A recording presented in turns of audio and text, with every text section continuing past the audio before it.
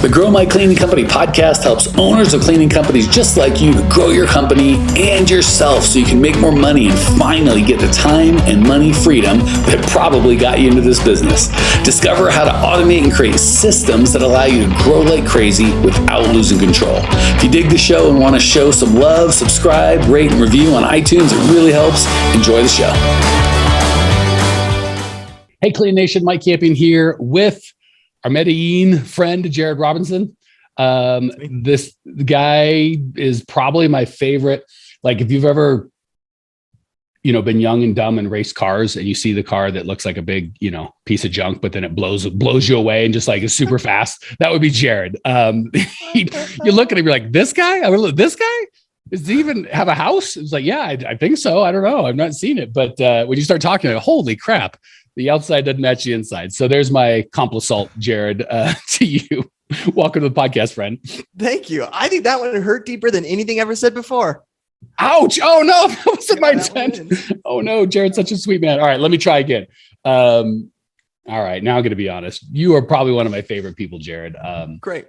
For two reasons. One, he always says the opposite. Not always. Often he says the opposite of what I'm thinking, and I need to hear it. And two, I've got a pretty, I think, effective way at looking at marketing and client attraction, but Jared's is different. And he's the one that spends all the money for our company. So this is the one we go with. And I'm pretty good at this. So anyway, the thing I was hoping to talk with Jared about today, other than making you feel bad about life, which is not, that's a bonus certainly, but not the intent. No, Mike, here's the reason. I know that I'm smart, but I also know that I'm ugly. So the fact that you know that I'm smart and ugly, just that's what solidifies it. Okay. And then of course, sharing with the world. And by the way, all right, if we're going to go there, we're going to go there.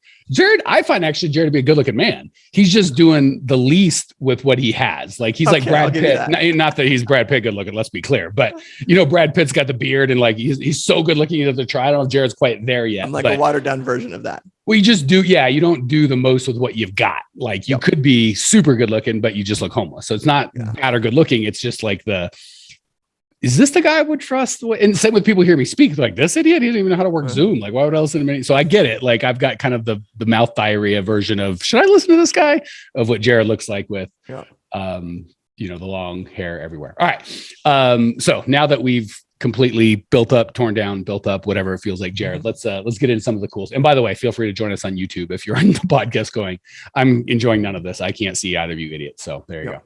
All right. The thing I want to talk about with Jared, because not only does he do the vast majority, if not all of our online spending, he gets to interact with our clients quite a bit. So I want to talk about and my least favorite thing to hear is I tried Facebook and it doesn't work. What that almost always means is I don't know how marketing works. And I did my poor marketing in fill in the blank, Facebook, direct mail, Google ads, Yelp, whatever. And I got bad results and I'm going to blame the messenger, not the message. So let's start over to you, Jared. What do you see the biggest things that our people pay lots of money for you to tell them they're doing wrong? Let's just tell people how not to do that now. Great. Yeah, I would say a common practice is that someone decides one day that they want clients. And so they say, well, what do I need to do? I guess I'll post an ad. I guess I'll do, okay, well, I'm not going to buy a billboard. I'm not going to be on commercials. What's the most cost-effective way? I think I can do Facebook. So they create a Facebook page and they boost their ad from their Facebook page, and they are scared to spend. So they say, well, I'm going to spend $5 or $10 or something like this. And then they wait to see if their phone rings. So they sit there holding their phone. Any second now, my Facebook leads are going to come rolling in. And so when that $10 spent, they kind of feel like Facebook or Mark Zuckerberg, whoever you want to point your finger at, has stolen money from them. And so now they got a bad taste in their mouth. They're like, wait, I gave you $10 for leads. You gave me nothing in return. And at this point, I'm over this. I'm mad. I'm upset. And I need to pivot what I'm doing. And so I would say that is usually the number one, when our clients kind of come, that's the experience that they had. They said, I've given money to Facebook before and it didn't work. And so the idea of what we normally do when someone's in that situation is that we kind of like lay out some things that they could be doing to make sure that money is going as far as possible for them. Do you want me to just jump into those things? Well, let's go with the things that went wrong. So And I'll give you my opinion. I would love to hear your thoughts. So you said a couple things. I'm like, yeah, I'm tracking with you there. Like the problem is these aren't all bad thoughts and they're not all good thoughts. So they're like incomplete thoughts. So the first thing Jared says, I don't want to do a billboard. I would agree. I think billboard's not the first top 10 I would do.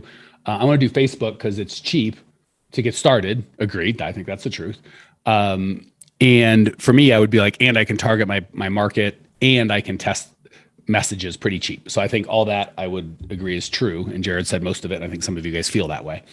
The things that I would see is like, since the topic is, hey, what are we doing wrong? The things I would say is I'm afraid to spend. So I spend $5 or $10. And again, I'm not saying we get lots of people spend $100 or $1,000. So, God forbid, don't spend more than, $300, $400, $500 without any results, but certainly be willing to spend more than $12. So I'm afraid to spend, which actually, believe it or not, I actually agree with that. But the comma, I don't know what the hell I'm doing. So I don't want to waste a bunch of money. Agreed. Well, then don't spend any. Either figure out what you're doing and let's spend some real money, or let's not. That's the worst of both worlds. I don't know what I'm doing, so I'll just spend a little. It's like, oh, I don't know what I'm doing, so I don't want to waste a lot of money. I'll waste a little. No. Let's either know what we're doing and invest money that's going to get a return at whatever level we can, or let's just skip it. So I guess I'm of two minds of the spending. Not spending enough money when you don't know what you're doing, good call. Knowing what you're doing and not spending enough money to see if it's working or not, bad call. So I guess that really is kind of the why. The last big thing I heard in terms of quickest ways to make sure your Facebook doesn't work, and this is so typical, is I put up an ad, I boosted it. I'll let Jared talk about his thoughts on boosting. But I just put up one ad, not several ads. I just boosted a post. Didn't talk about the call to action, didn't talk about the copy, didn't talk about who the hell is going to see the ad. I'm just going to throw money at it and wait for my phone to ring. And then I'm shocked when it doesn't ring. So there's probably 7 things within that of why that won't work. I would love your feedback on the half a dozen or dozen reasons, but boosting an ad and waiting for your phone to ring is not even 20% of the way there, in my opinion. All right. Yeah. So there's 2 errors in that. One is kind of when we put on our marketing caps, why that doesn't work. And then there's just a technical side of why that doesn't work. So let's start with the technical side. Technical side is boosting a post from your page is not the most, you are given a small percentage of what you can actually target when it comes to Facebook. The boost really is what it's built for, is to help those who already like your page get exposed to it. They then added, hey, do you want people who like similar pages to also see this? And you're like, oh yeah, for sure. So you can see that, I mean, the ideal customer is not necessarily someone who's liking a bunch of cleaning pages. The ideal customer that you're looking for is going to have certain, and this is where we put on more of our marketing cap, is going to have certain qualities about them. They're going to have certain characteristics. And if your messaging is correct and you're niching into a specific person, you're going to want to offer that person who you're niching to an offer, something that they're interested in. And so the idea of that is that let's put back on our technical hat. When we go use Facebook's proper, it's called Business Ads Manager. And so if you just Google that, you click the first thing on Google and you're in it. There you are. From there, you're now given way more options, way more targeting that can take place in there. And then from there, now you flip on your marketing cap. And the idea is now, who do I want to target? Who's most likely to be interested in what I have to offer? Because the idea is, if we're just saying, I'm going to boost to people who like pages similar to mine, and my call to action is just like, hey, get a free quote or check me out today. Then you're just hoping that someone got on Facebook today and said, you know what, I really, really hope I see is a cleaning ad. Oh man, I'm just going to keep scrolling until I see one, because that's the only person who's going to Google it. I'm not going to Google it. I'm just going to go to social. That's insane. Yep. So let me give you, and I love talking with Jared because the technical part is all Jared. I'm pretty ignorant when it comes to that, but I love having the marketing because he talks to clients at different spaces than I do. So I can tell you what that might sound like or look like for y'all listening before we get into Jared. It might sound like and look like, I just want to get my name out there. I just want to get known. I want people to know me. I want branding, because we hear these are good things. And if you're Coca-Cola and you spend $100 million a year on getting people to buy your 99-cent drink worldwide, that can be a good marketing strategy. If you're a cleaning company and your revenue's under 10 million a year, I don't know that branding is really going to help. Right. Mike, if I could jump in really quick, because I'm a marketer, I talk to, and I'm in rubbed shoulders with a lot of different people. And one of a quote that we don't like, that we hear often is like, oh, I really like Apple's style of advertising. I really like what they're doing there. I really like that. And then you go just Google how much Apple spends in advertising. It's in the billions. So if you like their style, go get billions and it'll be an effective way for you to work. But that's just not what works for a clean company. Even if you had, but you can't even billions won't get you there. Go get billions of dollars to spend, and find a product that is universally wanted. Like everybody can, who's your target market when you're trying to sell a laptop, an iPad, an iPhone, or iWatch, or wireless earbuds? Everybody on the planet. So you can, when you're like, I would like to offer cleaning services to the Northeast United States, but like you can't, the billions won't even do it. Like it's just a waste. So we got to get off of I got to get my name out there. I want people to know me. No, you don't.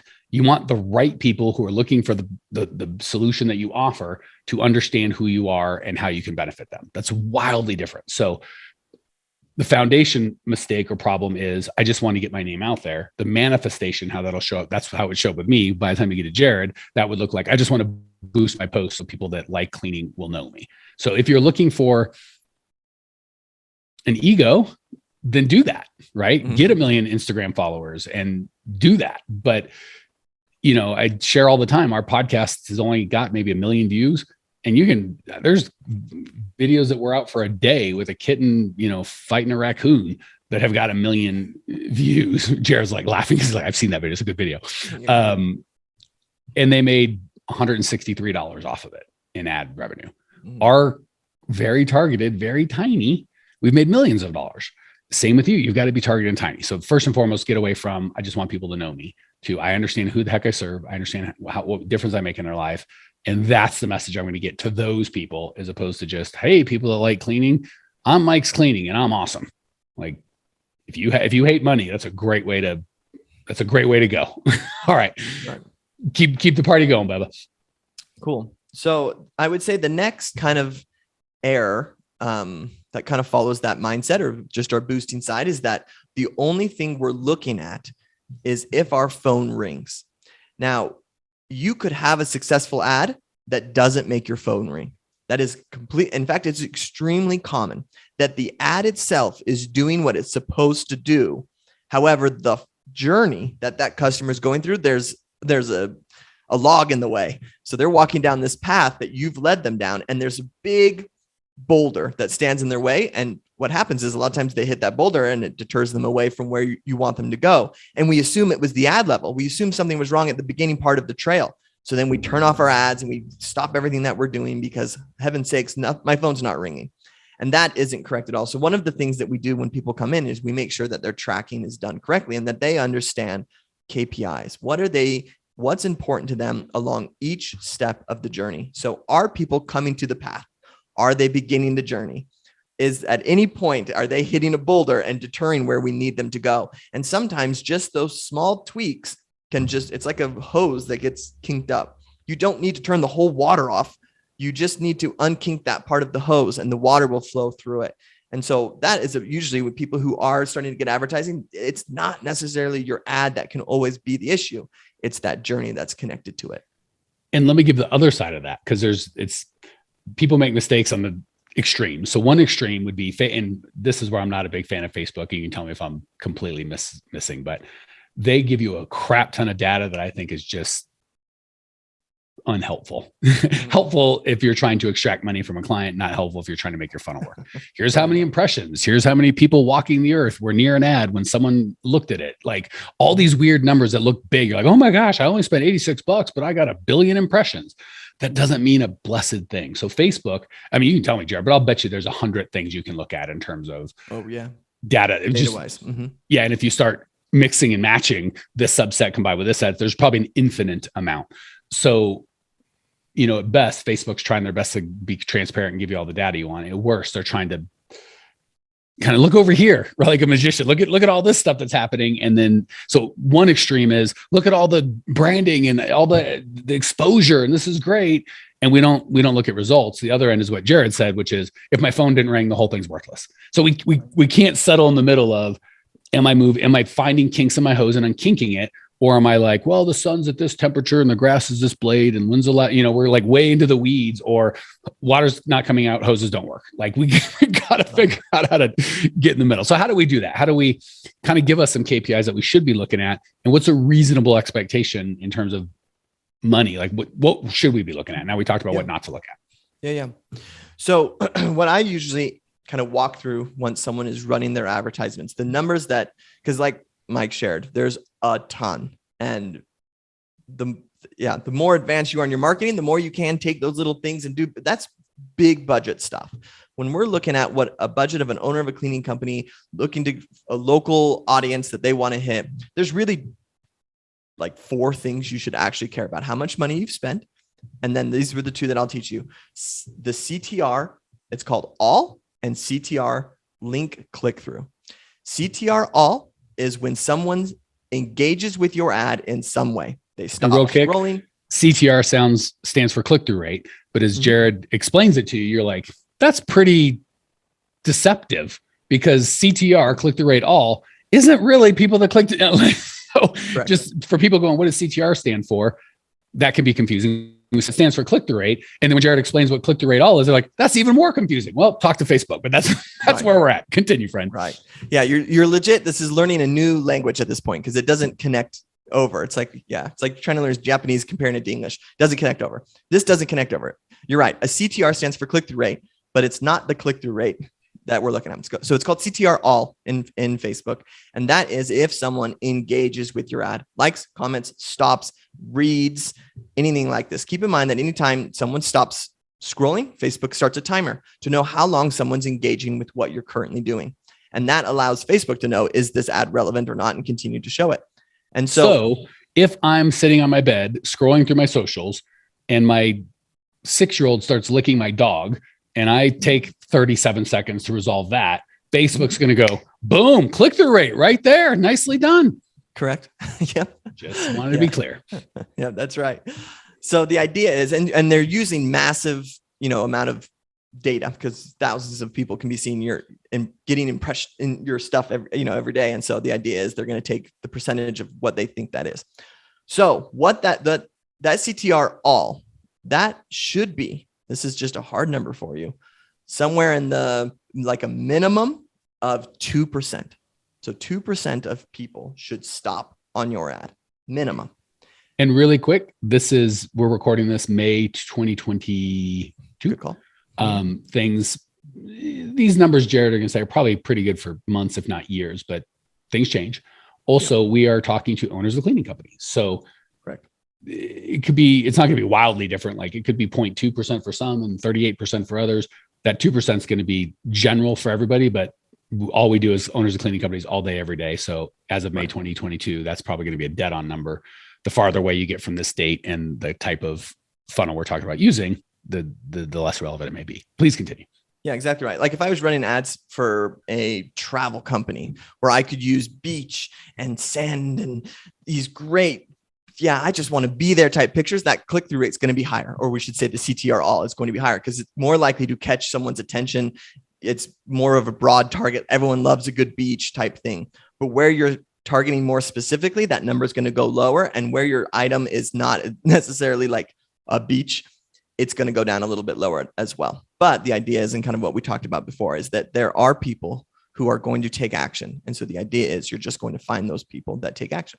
So, and again, we're kind of going to touch a bunch of stuff. Let's touch a bunch of stuff. Also is how good your targeting is. So if I'm only showing this ad to people who have been to my website, and that's a whole pixeling conversation we have to get into, but there's a way you can do that. Maybe the CTR should be much higher. Correct. Again, just like you said, if I can do beaches, it might be lower. But if it's to the whole wide world, because I figure anyone can travel, it might be, pretty pictures, CTR all goes high, but general things that I can show to the world, it might go low, right? If you're showing a cleaning ad to moms that own their homes that are dual income, $150,000 income and better, that have an Amex Platinum card or better, it might be higher. So you kind of got to look at this as some common sense as well as just, 2%. That makes sense. Right. Yeah, I would just say that 2% mark is a great benchmark for you. Correct. Usually residential can get a little bit higher than commercial in those scenarios, but just know that your ad isn't the issue if you're above that 2% mark. Okay. There you go. Good point. The next thing is the CTR click through. So you have the CTR all, which is engaging with the ad in any way, and then the click through. And that's usually about half. So if you have a 2%, you're looking at a 1% click through rate. If you have a 3%, you're looking at a 1.5. If you have a 5, you're looking at about a 3% click through rate. That's what you're looking for. Now, there's a lot that goes into why that number works, why that's the magic number. It has a lot to do with just, is your copy resonating with the people? Are they clicking through? Is the call to action right? But if you just understand, these are my benchmarks that I'm going for, then you know, because what can happen is, and this totally happens, is someone says, oh man, my Facebook ad is not working. And I go and look at it and they got a 5% click through CTR all and a 3% CTR. And I say, it's a great ad. It ain't here. Yeah, it ain't here. Let's keep going. Let's look down this. And turns out there was a giant boulder in your website. Let's tweak those things. And then we unkink the hose and water flows. And I think the big problem is, and I know you're going to talk about this, Jared, but a lot of people think, what else could it be? There's just the ad. If the ad, either the ad works or it doesn't, completely missing the whole, the ad got one. We think the ad's job is to like get you clients. Are you out of your mind? The ad's job is to get a click, but click to where? If it's just your website, no offense, your crappy website's like, we're the best. We don't cut corners. We clean them. Call now for a free estimate.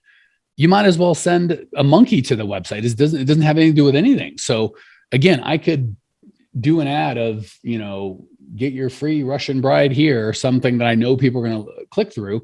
But if it's the wrong person or I don't fulfill on that promise, it doesn't matter, right? If I'm advertising the best yoga pants in the world and I send them to growmycleaningcompany.com, the ad might be great and Grow My Cleaning Company might be great for the right funnel, but for the wrong people, it's going to be a 0% effort. So just because Facebook sent us the traffic, it is our responsibility because we get to say why they send it. Well, what's in your ad? If what your ad says doesn't match where you're sending them to, you can't be like, oh, Facebook doesn't work. No, you don't understand how marketing works. So really important. I think a lot of people just assume the ad's it. So if we got a good click-through rate, everything's working. It's like, no, the ad's working. That's for daggum sure. But again, it depends what's in the ad. If I say, hey, click here for a free nickel, maybe I get a high click-through rate, but Did you say nipple? Nickel. Come on. Oh, got it. Like, I wouldn't. Oh man, we're gonna have to put like the explicit. You're right on our podcast. Yeah, and sadly, I don't even know if anyone would click for a free nickel over. So, but whatever the click here for free kitten video that's super cute. I can get a high click through rate, but when they go to your website, that's the wrong thing. So, please continue. But for everyone out there listening, expand your mind beyond the ad is the end all be all. It's a great start. Right. Yeah. No, the idea is exactly right. That this is just, you're essentially inviting someone onto a journey the second that they click an ad. So something has to say to them, yeah, I'm interested in stopping what I'm doing and walking down this new path that's been created for me and going that direction. And that's it. That's where the ad has done its job. So if we can pre-frame them as much as we can in that ad to get them ready for what's on the page for them. Usually, if they're clicking something, there's something that was interesting to them. And this is important to note. We, as we interact as humans, we give people the benefit of the doubt. We give people our time. So for example, if you're walking in a grocery store and someone approaches you and starts to talk, you're going to listen to a few words that they have to say and kind of go, no, thanks. I'm not interested in donating to whatever. I live in Colombia. I'm a blonde-haired, blue-eyed man. I get approached all the time, as you can imagine. Because you're obviously a millionaire. Because by virtue of being in America, homeless, in Medellin, millionaire. Right. What are you going to do? Exactly right. And so I'm always balancing that, not trying to be rude, but also not interested in what this conversation has to offer. In online behavior, the total opposite. The I don't want to be rude doesn't exist. Nothing. If you don't believe us, go to Twitter. Yeah, right. We are so selfish when it comes to our online behavior of how much time we actually will give to something. So like, that's why you hear things like load time and is the headlines and image, like how important that stuff actually is, because they're trying to make a decision if they're going to invest their time into you or not. So if I read an ad and kind of get engaged with it, I've invested my time. And then I click and I go over and there's something that is making me look, or it just kind of went like the messaging went backwards, which is a common problem. Like the ad transfers over and they like restart everything all over again. it's like, okay, I'm out. And by the way, make that decision lightning fast. It's not just time, it's attention. So when I'm scrolling on Facebook, it's like freaking walking through a casino in Vegas. There's blinking lights and noises. And again, apparently my kids look at my dog. I got stuff going on. So when I read your ad, it may just be a word or two or an image that catches the side of my thing that gets me to peruse it with. So something catches 6% of my attention for 1 second, which that sale gets me 29% of my attention for 2.5 seconds, which gets the click. So it's not like I'm reading every word and focusing, like we are going to focus on every word we write. They're not focusing on every word that they read. You got to be dealing with like the kind of reptile part of their brain that is just like, snaps and reacts. You got to kind of earn not just time, but attention as well. Right. Yeah, no, that's exactly right. And so when we look at our websites and this should hopefully, and as you're listening to this episode, kind of put a new lens as you look at your website and realizing where is someone coming from when they come to my website and how am I going to interact with them at this stage of where they currently are, because their attention is so important to us at this stage. This is why a lot of us here at Grow My Cleaning Company, we use landing pages for this, because we know that our ads are going to have different messaging. And so the landing page needs to match what we're doing there. So instead of just having this universal website that we run all sources of traffic to, the idea is we have like these little mini websites that we run a specific messaging to, and we allow that messaging to flow cohesively. One of my least favorite the question that probably is the most problem that I ask people and they hate when I ask it, and it drives me nuts when they can't answer it. What happened right before they got here? So they'll send me copy, be like, here's a 10 things to pick a cleaning company. What do you think? And I'm like, who's seeing this? And how did they get this? Is it on a piece of paper on the floor that they're picking up as garbage? Are you reading this out loud? Is it an ad? Is it you've got to have context. And I know the hard work of marketing is using your big brain and thinking stuff through. So I know it's no fun to be like, oh, this sounds like a lot of work. It's because it's a lot of work. But once you get a funnel, it's a crap ton of fun is having repeatable, scalable systems that bring all the clients that you need over and over and over again. I mean, based on the work Jared does, we get anywhere between 100 and probably 350 applications for someone to talk to one of our coaches to help them come up with a plan. And obviously many of those want to work with us. And that's one funnel we created years ago that we're just tweaking, obviously the ad copy changes, and that's why Jared's here, but the funnel stays the same. So I want to encourage you guys and gals. Biggest mistake is I just want to get my name out there. Second biggest mistake is I don't really understand the tool, right? I don't understand the difference between an ad and using Ads Manager. I don't know what to track, right? So I'm looking at impressions or just calls or whatever, one of the million things. And what Jared said is, actual click-through rate and all click-through rate is what you can track for the ad. And then when you get to the landing page of the website, what do you want to have them happen next? So I'd say the next biggest mistake is not asking what happened before they got here, right? The ad I'm going to put on a YouTube thing where I've got 20 minutes in a video or 30 seconds is different than the ad I'm going to put on a Google search. When someone searches, what's the best cleaning company in Phoenix? That ad's going to be wildly different than the ad for someone that's scrolling through Facebook late at night. So what happened before they got here? And then what do I want them to do when they get there? And we got to dang well make sure wherever we send them to when they click the ad has a clear and compelling reason for them to take that action. So once you kind of got all those pieces, is where are they at beforehand? What message am I getting to get their attention? What message am I going to give once I have their attention? What call to action that's actually going to benefit them am I going to do? Then we can start doing outcomes. So we could talk forever, not forever, but for a long time. I'm going to wrap it here. Good news is we do 3 of these podcasts a week. I think we've got over 800. This might be number 800. I'm not sure. So if you love what you're hearing and you need more, go to growmycleaningcompany.com. Everything we have there is free. It's all sorts of cool stuff that you can learn to grow. The best place to start is the online masterclass, growmycleaningcompany.com. It's totally free. It's on demand. It's amazing. It's the 5 shifts that you need to really get control of your cleaning business. And if you stay till the outro, there will be a number you can text me directly. Put that in your pipe and smoke it. All right, Clean Nation. Talk soon. Well, here we are, the end of the podcast, and you made it. Great job. I've got a little bonus for you for sticking through with me, but like I mentioned before, if you got value out of this podcast and you want to show a little love, subscribe, rate, and review on iTunes, Spotify, wherever the heck you're listening to this thing. Share with a friend, share the love. And as a special thank you for those of you that stuck with me to the end, how about I give you my personal phone number so we can text? It's a great way for me to get to know you, your business, your goals personally. So shoot me a text now, 602-932-6431. That's 602-932-6431. I am the only one who responds to these texts, and I will personally respond to everyone I possibly can as long as this number is manned. Don't know how long we're going to keep this at the end of the podcast, so grab it now, 602-932-6431. Give me a text, say hey, can't wait to meet you.